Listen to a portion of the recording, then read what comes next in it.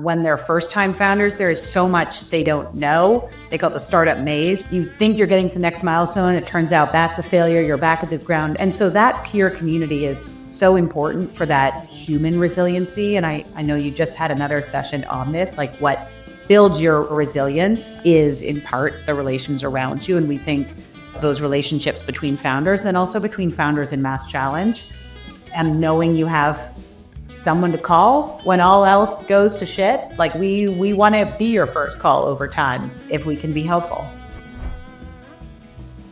From Alvia, this is Preferred Return, your opportunity to learn from the brightest minds in the private capital market. Ready to own your technology edge? Let's get you that preferred return. Startups are changing the world, but not every founder's journey follows the same blueprint. Cait Brumme, CEO of MassChallenge, proves that early-stage entrepreneurs need more than just capital to succeed. By prioritizing social capital and industry connections, MassChallenge is helping high-impact startups scale faster, solve bigger problems, and redefine innovation on a global scale. In this episode of Preferred Return, Cait shares how MassChallenge is flipping the traditional accelerator model, why social capital is just as critical as venture funding, and how an unexpected partnership between a biotech startup and the International Space Station is reshaping the future of medicine. This conversation is packed with insights for founders, investors, and anyone passionate about startup-driven change. Let's get into it.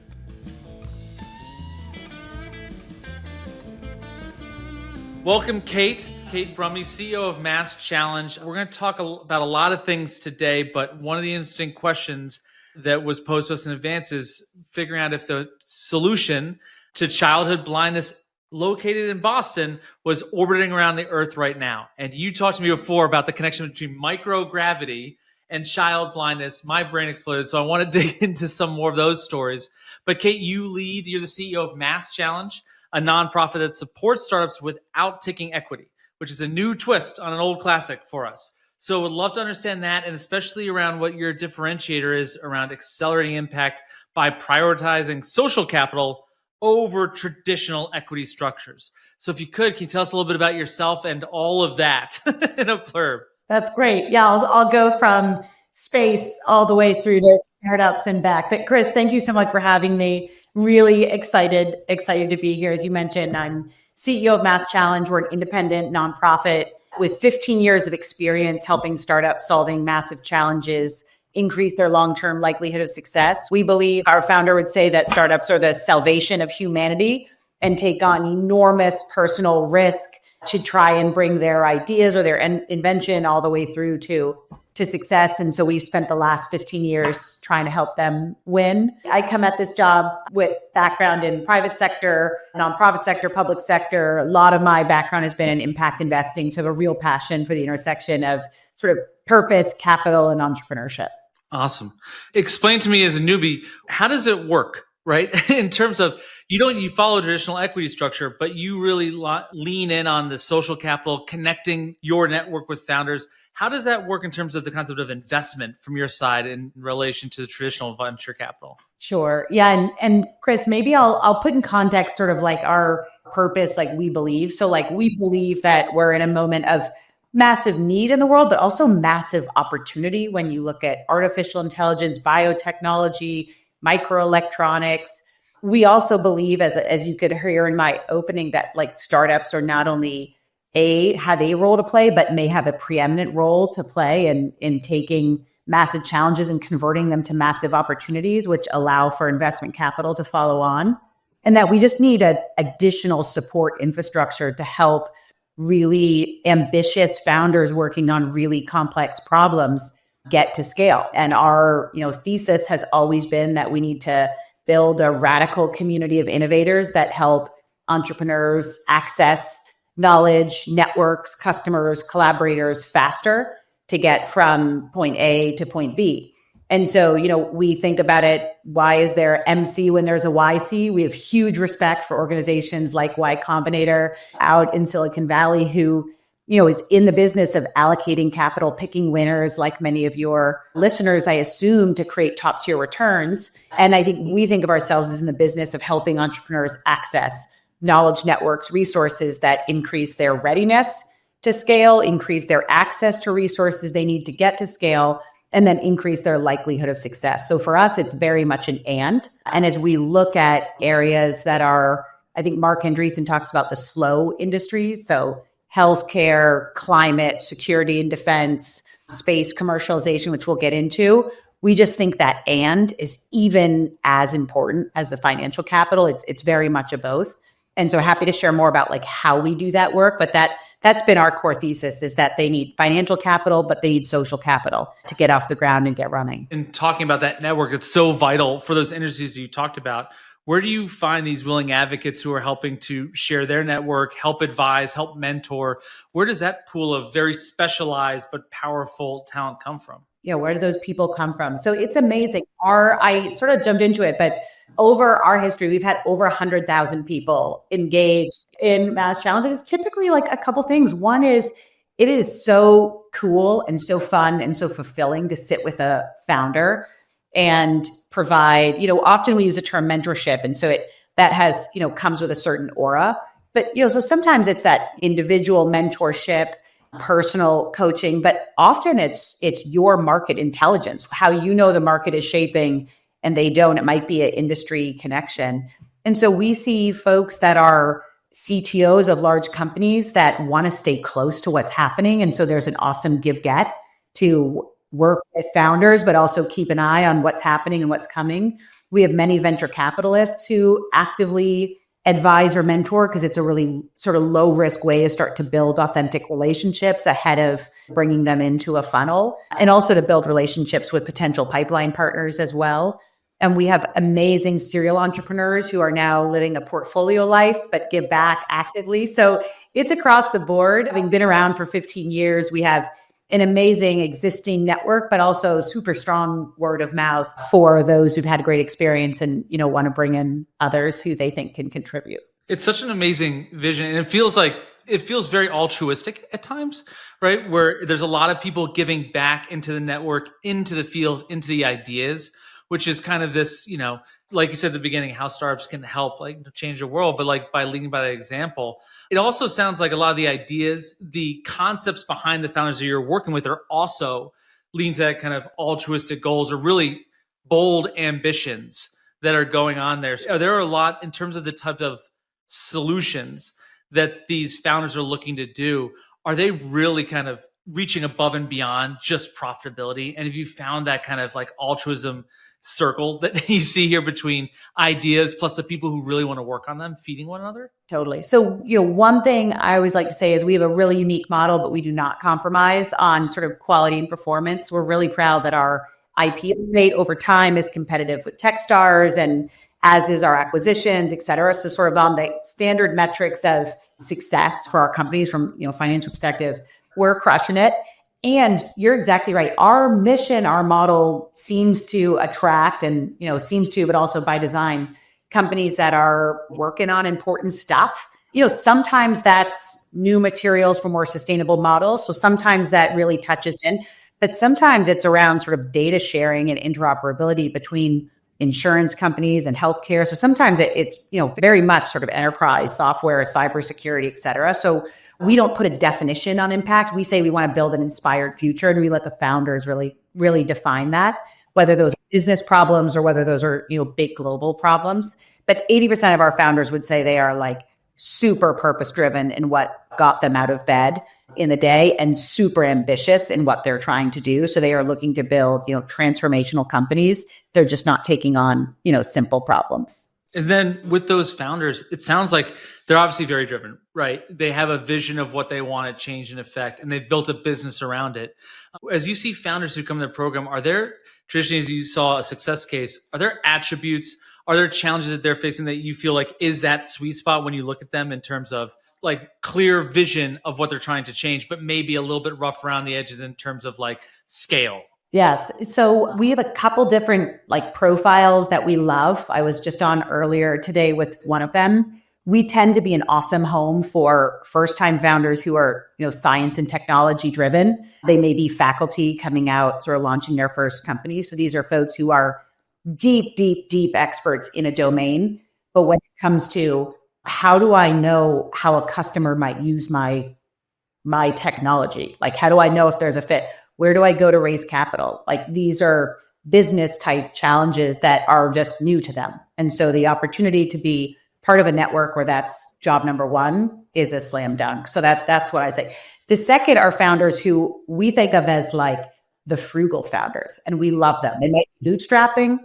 They might have decided there's no way I'm giving up 7 or 8% of my company for a stamp of approval. So I can come to MassChallenge. I can be part of something that's great, and I can get access to world-class expertise, prospective customers, learn about my end markets without giving up equity. And so that we love the frugal founder in addition to the first-time founder. And then, recently, this is as part of our later stage program, we've seen amazing later stage serial founders who are choosing to come to our programs because of how effective they are in getting access to customers that are otherwise really hard. And so that's actually a relatively new profile for us over the last couple of years as we built out just a kick-ass set of programs that are really designed with that outcome in mind. That's amazing. Do you see a lot from the 15 years of a lot of these stories? Do you see many of the founders continually giving back and just that network you have just getting richer and richer and more powerful and opening up more opportunities for the new founders? Totally. It's like super regenerative, if you would. And it's probably not dissimilar to some of the best, venture capital or private equity firms out there that over time create founders who go on to, birth other founders that they're allowed to invest in, et cetera. And that's definitely what we see. We have founders who have, gone through and now give back of their time, which is great. We have founders who go on and give back with their financial resources. And then we've even had founders go through, have an exit or maybe a failure and come back with their next company and vice versa. And so, that's a circle of life for us. We think that's, how we get to scale in a major way. You notice just tactically for the big players who are coming back to the table, is their approach different? Or is the way that they're addressing the market or addressing risk different from the way that you'd previously interacted with them? Yeah. So Chris, this is such an interesting question, one that I'm like intellectually and then also professionally obsessed with. So over the long arc of MassChallenge, we've seen a dramatic shift. So when we first got started, we were knocking on the doors of all the big companies, telling them you should care about the startup ecosystem and you should care about startups specifically because they feed your talent, they feed your pipeline, they make you better, faster, stronger, or they're going to disrupt you. 15 years ago, there were very few companies that really got that. I think if we fast forward to today, the majority of companies we talk to get it. They recognize it's a top priority to have eyes on the startup ecosystem, to have an innovation agenda that includes some element of startup-led innovation. There are still well under 50% who know how to do it well. And so are able to really take advantage of it as a tool for multiple goals. One is sensing and seeing what's coming to, better advise and inform their strategy, identify and collaborate early to, try and figure out certain markets or even to influence certain solutions, like sort of to their benefits, or then, to actively partner on a nearer term with you. There's very few that do that well. In our fintech partners, we've been working with most of them for a couple of years. And so, we're super pleased with their progress and their readiness because it's a muscle. It is literally muscle and it takes enormous sort of internal learning and effort to do it right. And, many think they can get it done with sort of one poor innovation team, isolated often in Silicon Valley who's told to go make sure they don't get disrupted. That explanation makes sense. When you work with these companies that have grown the muscle with you over the years, as you said, right? They're growing the muscle. Do you see a separation happening now over the past years of like all the disruption that's happened? Those companies that stayed the course, invested in the muscle, are you seeing a larger separation between the firms that continue to kind of work on it and stay the course versus ones who not, and those ones in the latter group have a huge catch up ahead of them? Yeah. The research would say, like the sort of data-driven research would say, absolutely. So companies that have a systematic, structured, strategic innovation agenda that's resourced, that's incented, that's measured, that's long-term, et cetera, outperform on any number of dimensions over time. I think our data is more anecdotal, but I would say yes, the companies that are with us see better outcomes. The companies that sort of zig and zag struggle. And so that really requires CEO level commitment to build partnerships, to invest in the internal muscle, to allow for years of learning and maybe some failures to figure out where startup-led innovation and partnership fits into the org, because it's not necessarily going to solve all problems. And then also to sort of champion it overall. So we, and ours is anecdotal because we don't, measure it statistically, but it would say that, yes, this is a major driver for companies over the long term. Thank you for taking me on that tangent. It took a little left there, but it's really fascinating to hear. Corporate innovation lane. Yeah. The other stuff that you talked about, especially with your new FinTech challenge, a lot of it obviously is centered around AI because that's just all anyone can talk about, right? But there seems to be the same thing that you're talking about where you're seeing this trend of like, I know it's important, but I'm not willing to do anything about it, which kind of piggybacks on what you just said, where it's like, I know I need to floss. I'm really bad at doing it. But now it's like my wife has much better teeth than me because she does it every day for the past forever, right? Got a little too personal there with my British background, right? But the point being, it's like it's similar with what it seems like you're seeing with AI, especially in this new cohort, where it's like recognition of what it must do, but a few who are actually doing it. So I guess my really dumb question is like, why aren't people doing it? Is it sitting on the sidelines for reticence about like not knowing enough? Like, why are people still sitting on the sidelines when they recognize that they must do something? Yeah, you got to do it. I mean, it's a couple of things. One is it's hard. We can come back to like why it's hard. The second thing is the dividends are over a very long period of time and range from concrete, if you get concrete material, if you get lucky, to fuzzy but important, right? And so that is a hard thing to keep a team motivated alongside. But the third is more structural, which is that you need P&L leaders who are really focused on growing the core, hitting your metrics. Startups are probably not going to help them with that quarterly, annual, or even 2-year plan unless you have the right incentives and structures to sort of build it in. But if you don't have the P&L leaders at the table, for example, or the CTO or the real decision makers, all the work you're doing around startup innovation doesn't impact the real business side of it. And so that structural issue is real and really hard. So that raises all sorts of questions, I think, that get people stuck around how do I design these programs? How do I resource it so that the ROI is there over time? How do I metrics it so I know if we're doing a good job or not? And then where do I place my bets compared to the other sort of tools of innovation? The last thing I'll note is I think there's been a lot of conflation between innovation and digital transformation that has also made this, a little messy and murky at times and has kept, innovation from sort of bopping around many of these companies. So pull that apart for me a little bit, because we started the conversation about AI on this one, but is it about that this is kind of seen more as a cost center that doesn't fit into these longer term profit buckets that they're seeing and saying like, right, nice to know, let it mature a little bit, and then let's revisit it down the line, but we got to focus on our core mandate for now. And so right now it's more of a distraction than it is like a primary driver of these profit centers. And that's why it's kind of being kept by the wayside. Yeah, Chris, I think that like if we boil it down, that's exactly right, as it is seen much more. It's a necessity, but it's like important but not urgent. If that sort of is important but not urgent. And that's a really hard thing to tackle. And for all of us, like flossing without the proper sort of hygiene incentives around it. So I think that's exactly right. And so the companies that we see that are getting this right tend to have a real top-down belief in the importance of innovation. They're working to bring innovation into the core and culture of the org. So it's broader effort than just, finding novel solutions to, advance a certain cause. Then they tend to be pretty strategic around where they're focused. So for example, the former head of Mass Mutual is one of our long-term partners and is on our board. And he would say, like, we're not going to work with startups on our core insurance underwriting. Like, we have people's futures in our hands. We can't take risks around that.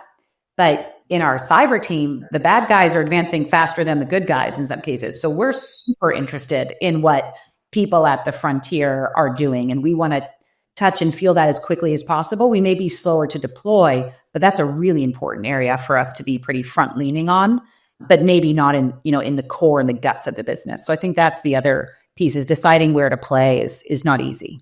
Yeah, that figuring out where to play seems, because we live in a culture of FOMO, right? Where it's every day we're seeing of like what these advances are happening that are moving so fast that you feel like you're left in dust before you even open the newspaper. If anyone out there still physically opens a newspaper like me. But, the lot of stuff we talk about, you said something very smart that I hadn't ever thought about before, is like these startups as a means of kind of economic, but also like education for these larger companies, where we don't have to spin up a business unit to be able to attack and build up a whole strategy around it. Like, we can part invest or work with these startups to inform our strategy and learn together in a mutually beneficial environment. No, that's exactly, like, I always break into two buckets. One is exactly that, learning. And we're working with a partner now who has a long-term thesis on health and wealth. Their primary interest in sort of collaborating with us through both our, fintech program, but also our health tech program, is to try and understand where's the technology going when we think about consumer genetic testing or wearables, the integration of health data with financial service data. They want to better understand how fast is that market moving, where is it going, so that they can make decisions about build, buy, borrow faster. And along the way, they may find a company that they want to pull in sooner. That would be a great outcome for everyone. But their primary agenda is accelerating learning. You can read a Gartner report, or you can work with a crop of 15 to 20 startups and really touch or feel what's happening. And then we have other partners who say, no, I know exactly what I want. We are specifically looking to improve our customer experience through the use of personalized AI. We want to see the most compelling solutions out there early to mid stage. And that's a much more focused endeavor. And time to impact is intended to be faster. Both rock for the companies and for the startups. Yeah, that kind of symbiosis of the two companies and mutually winning is fascinating. And it seems like I keep thinking about like who are the founders, or who are these large companies that are, for these large, very, very, very large companies with mandates, like you said, these economic pillars that they have to get to, but still have this muscle of growth mind. We had a podcast with Craig Warman. We talked about Carol Dweck and growth mindset, right? Oh my God. Yeah, exactly. Right. And so we think about, it's like for these large companies where it's like that growth mindset being present in a company with economic outputs that need to be driven to is such a rare balance to be able to advocate for what really looks like a cost center, right? For some of these things of effort and of economy, and visit into it. So it sounds like for those ones, for the larger companies you work with, like that mindset has to be omnipresent across all of them. Or it's a intentional point of focus, which I think is both. But you're exactly right, because it's either it's seen as a cost center, or they believe in it, but then when they see the solutions, it's got the not built here. Where are you doing that? We can do that faster, et cetera. So that growth mindset is exactly right. The sort of flexible mindset, the agile mindset. They sometimes call it ambidextrous. You want to be able to both be comfortable with risk and security, with fast and slow, like that. The sort of best companies out there, I think, are actively trying to flex on those dimensions in order to compete today. This is the story that you had me thinking about and Googling microgravity. So full disclosure. But you told me a story when we first met about how the International Space Station is involved in curing childhood blindness. And like that whole sentence in one in one breath kind of made my brain go back and forth. You got to tell us about it. Okay, so we've had an almost 10-year partnership now with the International Space Station National Lab, in partnership with Boeing, to identify companies that have amazing, typically biotechnology, sometimes material technology, that could benefit from additional experimentation and work in microgravity on the International Space Station National Lab. And this is to do two things. One is to advance life on Earth. So they want to find technology that we need to make our lives better, but also to demonstrate the future that is, space commercialization and business in space. And so it's like one of the coolest things that I think we do. And every year we run this competition for them, and we identify companies and sort of help them apply in, and they identify a subset who get big cash to get ready, and then a subset of them get payloads up to the International Space Station. Nicole Wagner is the founder of Lambda Vision. So they're a biotechnology that's developing a protein-based artificial retina. So like a fake eye screen for those of us that are lay people, to treat patients blinded by a degenerative disease. And Nicole came through MassChallenge in 2018, or just coming out of the lab, really looking for sort of research grants to advance. We introduced her to and connected her to the team at International Space Station National Lab in Boeing, because we felt as though this was going to be one of these, we call it uncommon connections that create really uncommon solutions. And that's exactly what we've seen. So Nicole went on, she won the prize that year, but has sort of since continued to partner with NASA in awesome ways, which includes early production of this artificial retina on the International Space Station National Lab. So obviously she has, continuing to work to get her retina, into our eyeballs or the eyeballs of, people we love who have this disease, but it's just like the coolest story in the world. And we think she's going to be one of the first to really demonstrate the commercial opportunity to manufacture products in microgravity, which also is kind of like a mega topic as well. There's a lot in there that I could spend the whole podcast on. But how, when you were introduced to her, what made you put together International Space Station, NASA, et cetera, like with building new retinas? Like what caused that uncommon connection?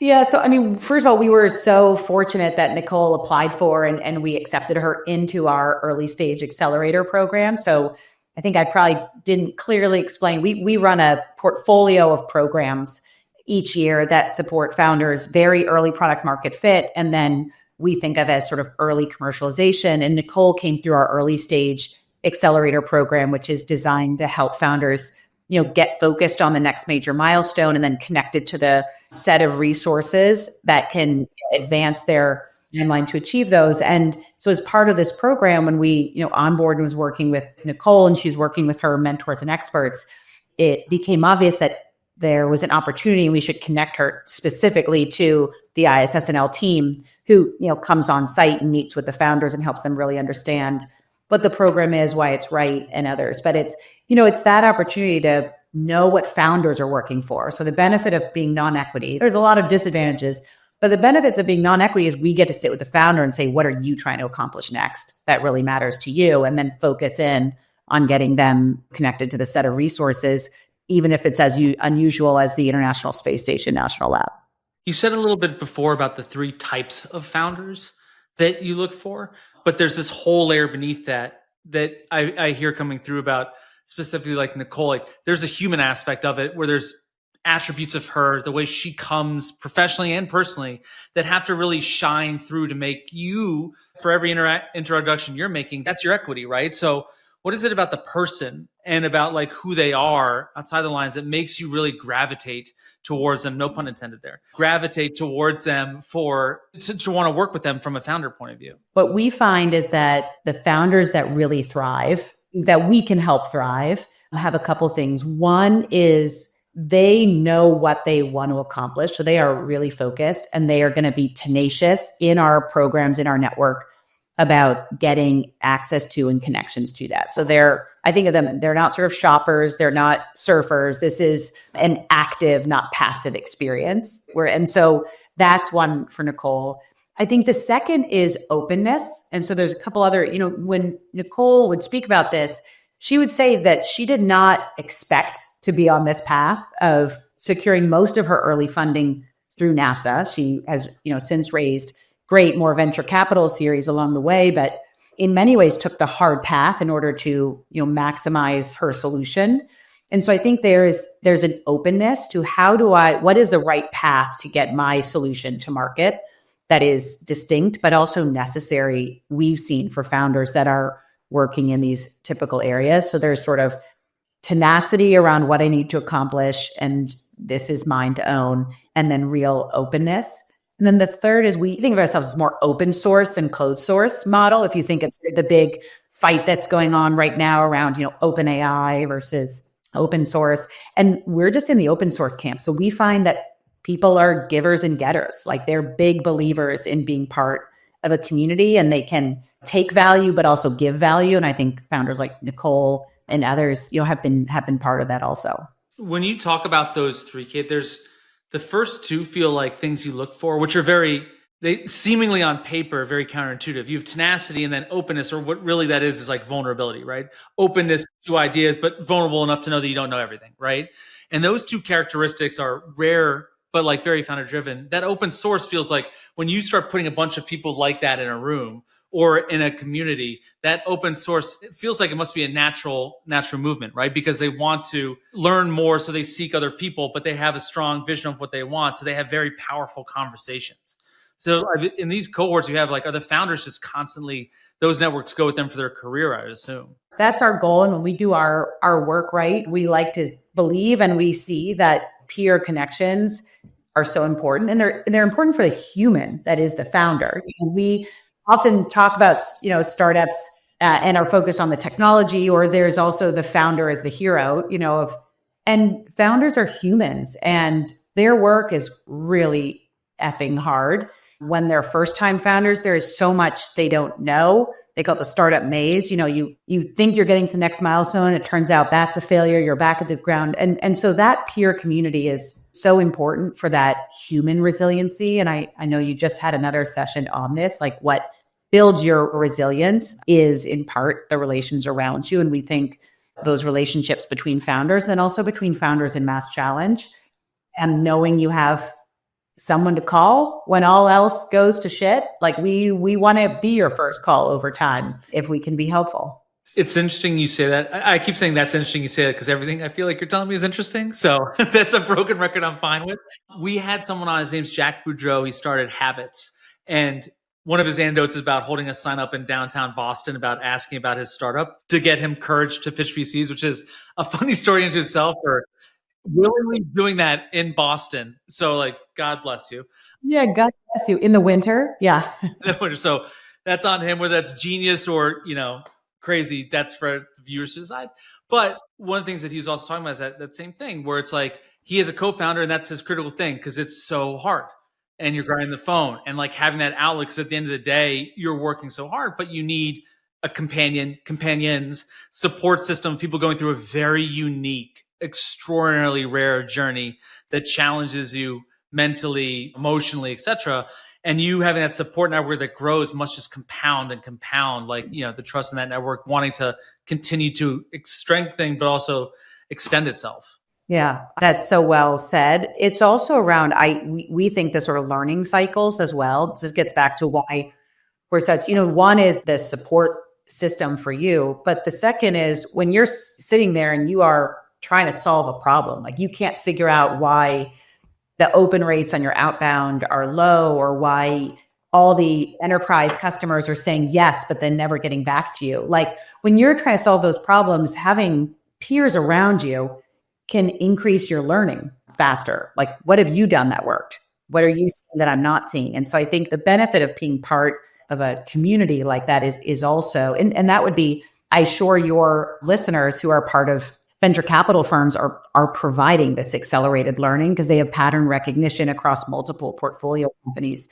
But that's just as important, because otherwise it's just the founder and the co-founder, or the founder and the CTO, try and figure it out on their own, and it's their baby. So the ability to look hard and the options are actually really hard. When you said your baby, there is this, when you work so hard at something that's so unique and groundbreaking, there is this sometimes difficulty in making hard decisions because you're so tied to the emotional attachment to what it is or what you thought it was or things like that. Do you guys sometimes have to step in the role of therapist, so to speak, for lack of a better term, where it's letting people come to grips with hey, this is an evolution, or helping them guide that emotional journey that must happen at different points throughout that founder's life cycle? Yeah. So one of my favorite CEOs locally has an ampersand on his desk. because what he'd say is like the truth lies at the intersection of things in conflict. And so for founders, you have to have conviction that you see the problem and you know what the solution, but you have to have high agility and responsiveness to the market or your customers as you learn, and like hold both of those truths in hand at once. That is really hard. I think we are often, it's, through our expert community, are often, this is the path to product market fit, right? So that this is a very, very real and challenge, but it's like, it is the job, right? Is to be as high conviction, but as high response as you can be. And sometimes that's more objective. Like, are you looking at the data the right way? Or are you reading the signs? Are you hearing the customer feedback and digesting it? And sometimes it is emotional, which is, you got to love the problem, but not your solution. And you have to be willing to give up or modify your first course, or in some cases do a massive pivot. And that, I think what we've seen, Slack is probably the best example of this. They're such a massive, the best companies will make that change over time. And, we play a small role in that, but it's certainly part of the course. That's helpful, because it's helpful sanity check for all of us too. Founders, our CEO Bree always amazed me in that ability to have conviction, but also agility. And that trade-off between we must go this way and we should think about going in a pivot. Like, it's such a hard balance, and all the things that go with it, and the different points of view that come in to bring enough points of view in where you feel like you're never going to make it 100% certain choice, but like, do you have enough conviction from the myriad of voices you have to have strength in a pivot? And that's got to be just such a hard motion to run and then shift a whole company to say, we started here, now we're pivoting based on that. Yeah. And I mean, I think the best venture capital firms are also really good at going on this journey with their founders, especially if you're very early stage. You're able to not only sort of help inform perhaps or spot when that's required, but then you're willing to go with them on a journey that may be different than what you underwrote if you believe in the founder, or you'll underwrite the second stage. So I think that's also, we've been spending a lot of time on the founders, which is our heartbeat, but for your audience is also a critical skill for venture capitalists to be really good at, to spot when it's necessary and who they're going to reback and how to move with the founders. I want to dive into that one a little bit more and get your opinion on it, because that seems like an even harder motion, which sounds silly to say, right? A founder should be the harder motion of changing. But when you bring in a venture capital, who maybe other venture capital companies that have an economic stake, we were talking about economic pillars earlier. It's like they're even more tightly bound to the commercial side of it too. So you said having conviction in the founder is something that enables a VC to have confidence in making a hard pivot that could be economically a catastrophe or something like that. So is that the major tenet that you see VCs doing that successfully? It's really founded in like strength of founder and belief in the team? Well, so there's like a big debate around, they call it like the jockey versus the horse. Like, are you backing the founder, or is it the, company solution market? Most VCs that I talk to would say like it's the founder that's the driving force.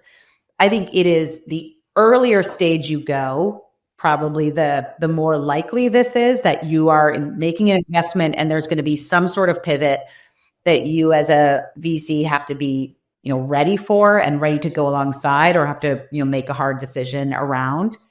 Later stage is different. I mean, this, my husband's a growth investor.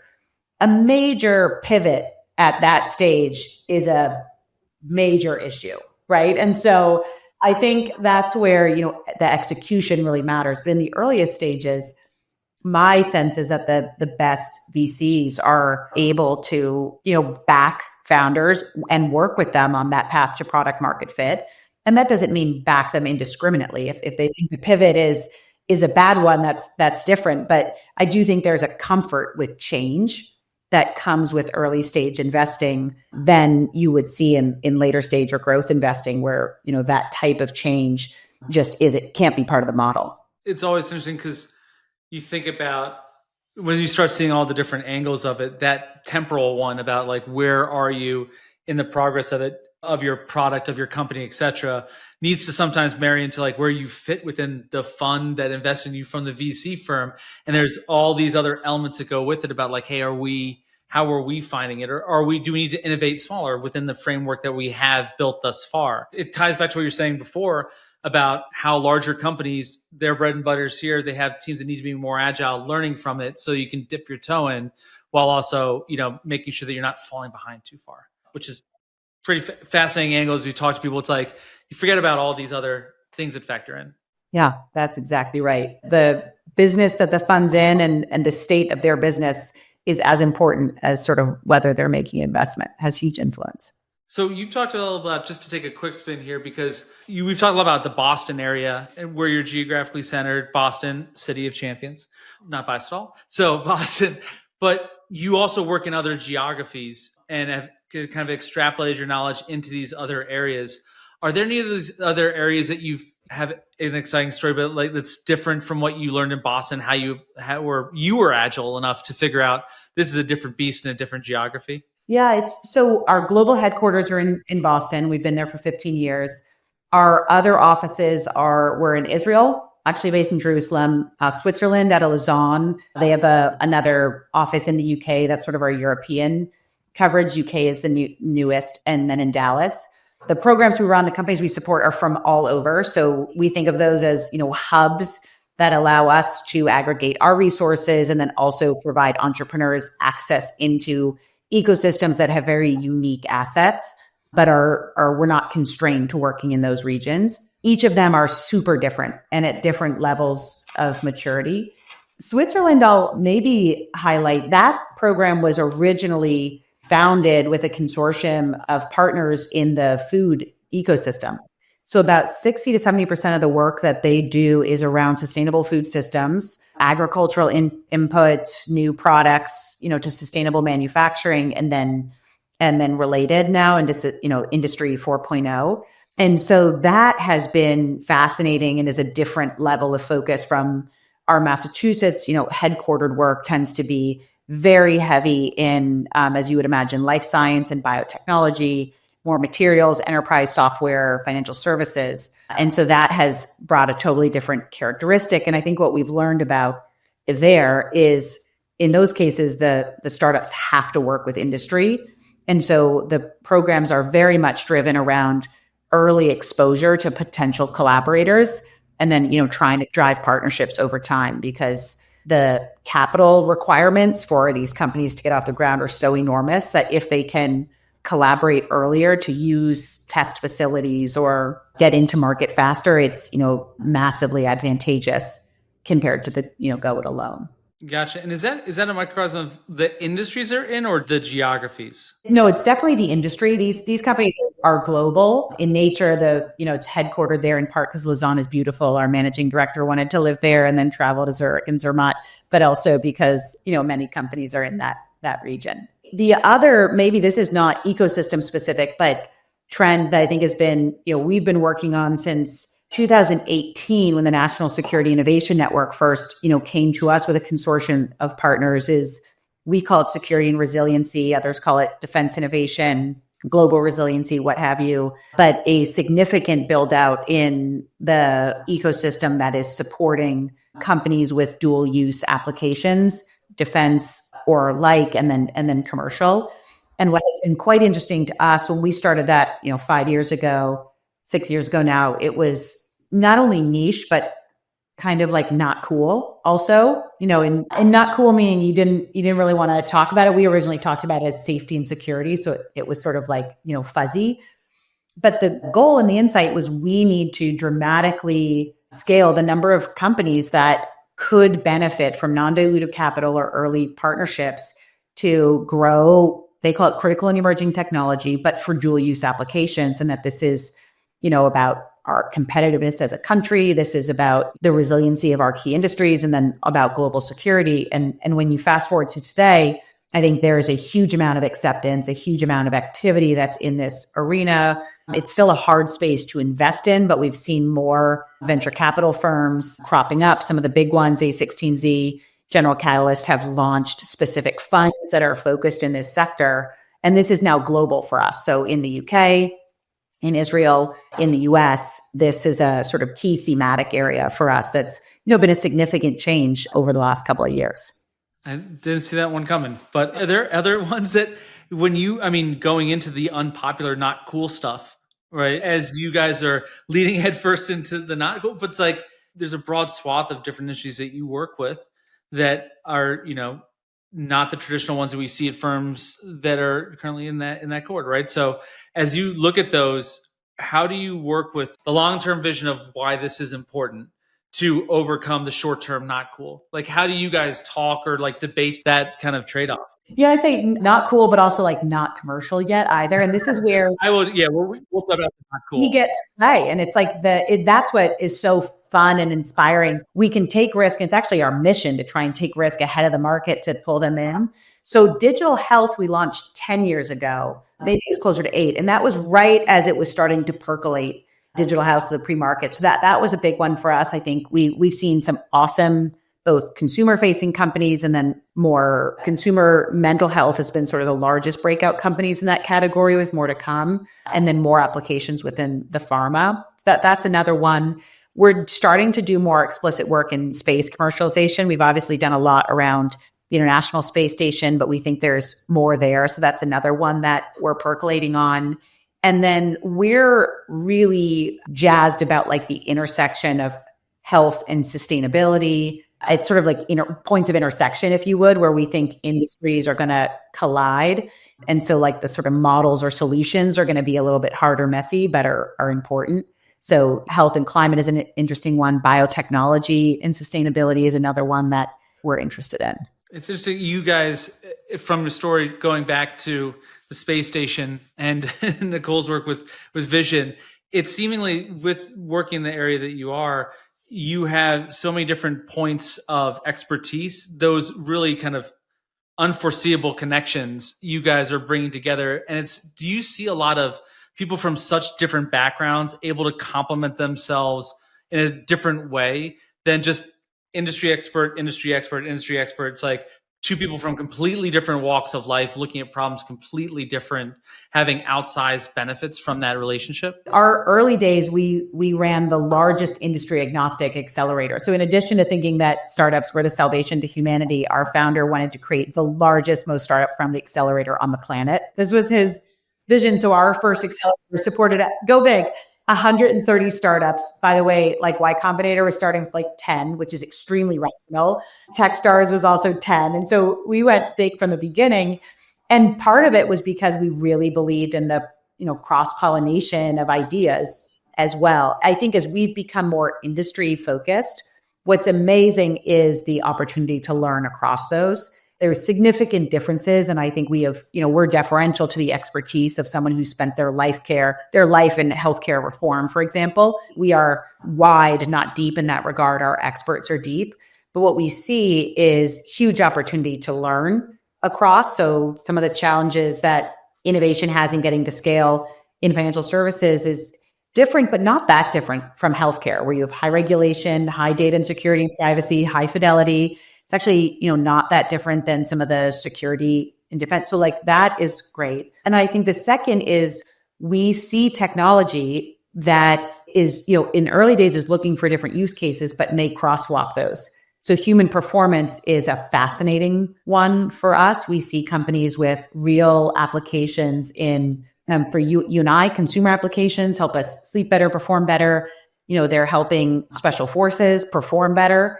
And then over time, those devices ideally will, develop into early diagnostic tools for Alzheimer's or others. And so we see huge benefit from having an intersection because it helps our founders really navigate what they hope will be multiple markets over time. Says before, but that is fascinating. It's so interesting to see it, especially like from those founders to be able to connect people from such different walks of life and have them feel intellectual comfort and trust to be able to share something that may not be applicable, but for the greater evolution of their businesses and other businesses, just share it. Outside the cohorts, what does it look like in a real world? How do these founders get together that aren't in your challenges or directly connected? Yeah. So, 80% of our work, you could think of us in this way, is like a school, right? So 80% of the work and the impact we have is still largely through our programs. And then we've got a messy, semi-organized alumni group. We do have a digital platform we use that we're sort of rolling out. And then many of our founders are still connected online. We do meetups periodically for alumni as well. But once they sort of launch and grow, it's more organic in terms of sort of how they stay connected and how they use us. And I always say the most tenacious, still call me on my phone, which is great. I saw your post. I want an intro to that person. Can you make it happen? Oh man, those class reunions must be wild. Well, and we've covered a lot of ground. For the people out there, I guess the question I have, it seems kind of silly to say it, but how do a lot of clout and obviously a lot of founders understand or know of you? But for those who don't, how would they find you? How would they connect you? I know you have the challenges, but if you're a founder with a great idea that fits into these areas, what would you recommend they do? Yeah, Chris, amazing. Always be selling. So thank you. I have a call to action for a couple of people in your audience. So if you're a founder, we definitely want to get to know you. We work with founders mostly outside of our regions on a program basis, but you can share your information through our website. And when we have upcoming programs, we'll reach out. And also, our teams will reach out in between where and when we think we can support. So that's if you're a founder. If you know founders, you can refer them to us. We love that. We think we're the best kept secret out there. And so we need to get the word out. If you're interested in mentoring, advising, being an expert in our network, similarly, you can express interest online and we'll have a member of our team reach out. But that is gold to us and is just the most impactful way to get. And then, we were talking about the corporate models. And so we love people who are working on industry innovation, who have a mandate to drive change through, startup-led innovation. And so if that's you, reach out. I definitely want to hear what you're working on and why and what's working or not. Yeah, if I'd be a founder, I'd jump out of my shoes to get into the network and to understand and see some of the things you've seen. It's an eclectic group of experiences and knowledge that you bring, and it's exciting to know what you're going to do next. And stay tuned to the future challenges. All right, 2 more questions, Cait. That's it, but these are the hard ones. Okay, bring it on. A lot of founder or people that we talked on the podcast is, I think, the journey that a lot of your founders are on, which I've kind of heard come through, which is kind of this they have to take this brave moment, right? Asking for help, always hard, right? Going to seek out guidance from other people and relinquish some of that control. There's this moment of bravery that we talk about with a lot of them about what made you take that step. And then I think we talk about how would you coach others to do it? And so with your unique lens into founders that are making that big, bold step, they're doing big, bold things. If a founder right now is listening to this and not sure where they should take it, what would you advise them? Whether it's advice, whether it's a podcast listening, whether it's a book to read, whether it's a whatever, what would you say to them to give them the nudge to take a risk on themselves, make the brave, bold move? So the first thing I would say, and this is coming from someone who my first 2 years as a CEO, I think it's really important to say I lived every day terrified I was going to break something, do something wrong, say something wrong. So one is I would say is you are totally capable of doing anything you want. So that would be one thing I would say. The second is find a buddy that you can trust that will say that back to you when you need it and can also give you great advice. So you need that. And then the third I would say is don't do this alone. Don't do it alone. It doesn't have to be through us. It doesn't have to be through others, but find a community to be a part of because it will pay dividends for you as an individual that's trying to do something the world needs, but may not deserve. It will pay dividends for you. And it will also help you traverse the many, many, many challenges that you have in the road ahead, which you can tackle. That was beautiful. I love it. That's supremely helpful. This has been a great talk for me personally, but also we've touched on so many interesting things about the kind of impact that you're making through MassChallenge, the types of people, founders, organizations that are benefited, but also the change that they're bringing. And also, I think from the psychological bend, a lot of the things that are hallmarks of people who are successful in your program and your industry, but also people in general. And that ability to be bold, but also vulnerable and move forward with a group that is there to support you, but challenge you. So appreciate very much your time taking it with us. And thank you very much. Thanks for having me, Chris. Great conversation. Thanks for listening to Preferred Return. If you found this episode thought-provoking, consider subscribing wherever you get your podcasts. For more information about today's topic or for additional takeaways to own your technology edge, visit altvia.com. That's altvia.com. We're back next month with another episode, so stick around and let's make sure you get that preferred return.